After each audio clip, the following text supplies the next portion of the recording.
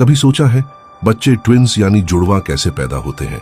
क्या स्त्री में 2 अंडे बन जाते हैं या एक ही अंडे में 2 स्पर्म घुस जाते हैं?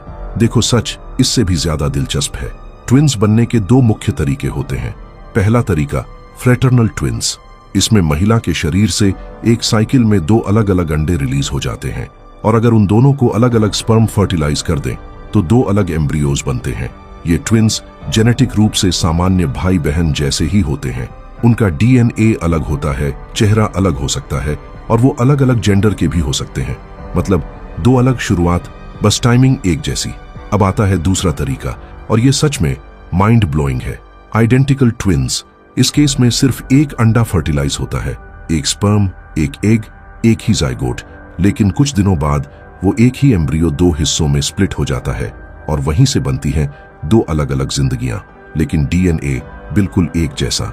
इसलिए आइडेंटिकल ट्विंस का चेहरा, ब्लड ग्रुप, यहां तक कि कई हैबिट्स भी मिलती जुलती होती हैं। वो जेनेटिक मिरर होते हैं। अब एक रेयर ट्विस्ट सुनो। कभी कभी एम्ब्रियो पूरी तरह स्प्लिट नहीं होता, तब बनते हैं कंजॉइंड ट्विंस, जिनका शरीर किसी हिस्से से जुड़ा होता है। ये बहुत रेयर होता है, लेकिन ये भी उसी स्प्लिटिंग प्रोसेस की वेरिएशन है। एक और सरप्राइजिंग बात, आइडेंटिकल ट्विंस के फिंगरप्रिंट्स भी अलग होते हैं, क्योंकि फिंगरप्रिंट्स सिर्फ डीएनए से नहीं बल्कि वूम्ब के अंदर प्रेशर और एनवायरनमेंट से भी बनते हैं। मतलब साफ है, ट्विंस कोई जादू नहीं है। ये बायोलॉजी का प्रिसीजन टाइमिंग और सेल्यूलर बिहेवियर है। कभी 2 अंडे रिलीज होते हैं, कभी एक एम्ब्रियो 2 बन जाता है और कभी नेचर थोड़ा सा एक्सपेरिमेंट कर देती है।